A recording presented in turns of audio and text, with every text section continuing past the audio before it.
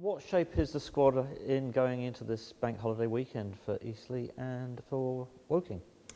Well, we're probably as strong in number as we have been for a few weeks. That said, we've got a couple of the younger lads who've been out on loan at lower levels. Their loans have expired and they've trained with us this week. But one of them has tested positive with COVID, so he isn't around.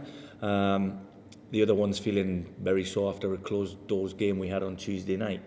So really, we're only missing them two lads and Maka. Unfortunately, he's not gonna be able to feature between now and the end of the season, which is something we've been holding on to for quite a while. But he's as gutted as anybody else is.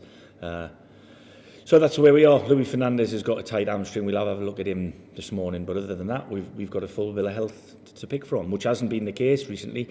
But with 3 games in 8 days, hopefully all meaning something, it's a nice position to be in. 3 wins is what's required.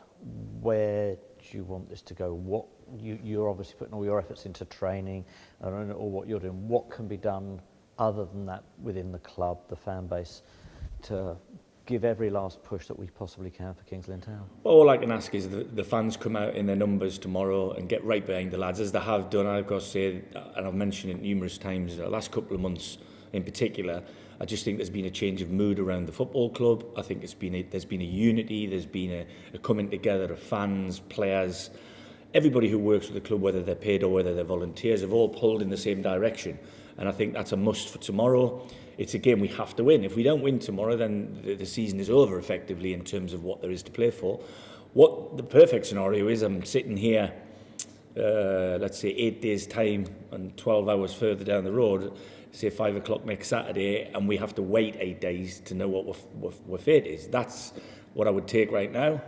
What I can assure everybody is there's nobody that's behind me, behind that door over there, won't be giving everything that they've got to try and make that happen.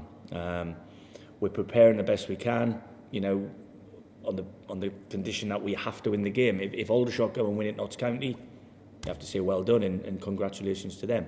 If they don't and we do what we're hoping to do, then the pressure's back in there, or the ball's back in their court basically. So, we're quite relaxed about it because you can only affect what you can affect. And I keep saying that to the players.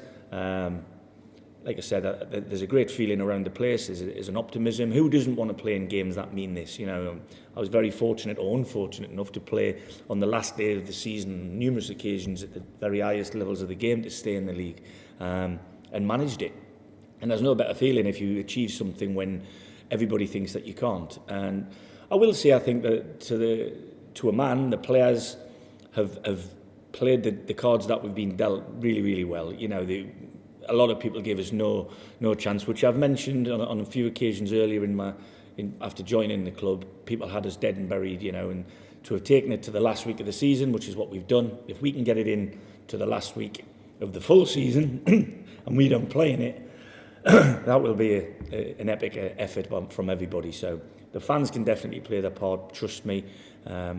We hope to see them in their numbers tomorrow because I can't see there being a lot coming from Eastleigh.